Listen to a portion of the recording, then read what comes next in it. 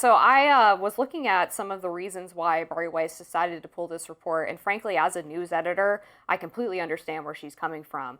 If 5 other mainstream media outlets have done a video package interviewing people at the CECOT prison, and we're not adding anything new to the story, that's a waste of production time. And so she was merely asking for them to try to add something new to the story. Why do it unless you're giving people additional information that they can't find elsewhere? What's your comparative advantage as 60 Minutes to put together this video package? And she points out in a memo that was sent to staff that she wanted several questions answered by the administration, such as, do they now regret it in light of what these Venezuelans endured?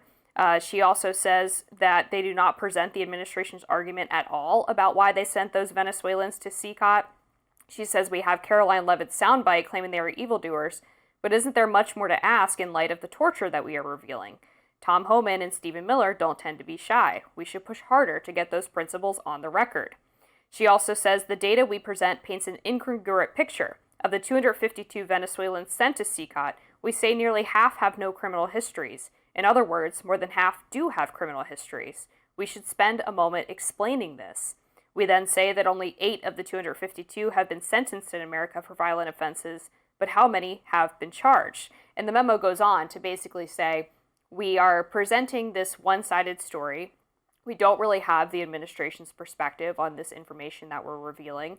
And it's also not really any different than what other news networks have done already. And so my goal as an editor is always to try to say, okay, this is the story that's happening. What comes next? What more can we add to the conversation so that people want to come to the Daily Caller or want to go to 60 Minutes and know that they're getting something fresh? And that's one thing. I know that Bari Weiss' stance, from what I understand, is that there's a lot of work that needs to be done in the realm of immigration. So I don't think she's somebody that, from her own perspective, is coming from a lens of championing Trump's policies surrounding immigration so far. Yeah, I mean, she's definitely not some certainly not MAGA acolyte. Yeah. So, but also there was a lot of speculation upon her taking this position back in October about what she would do, and we haven't seen anything in regards to 60 Minutes yet or heard anything.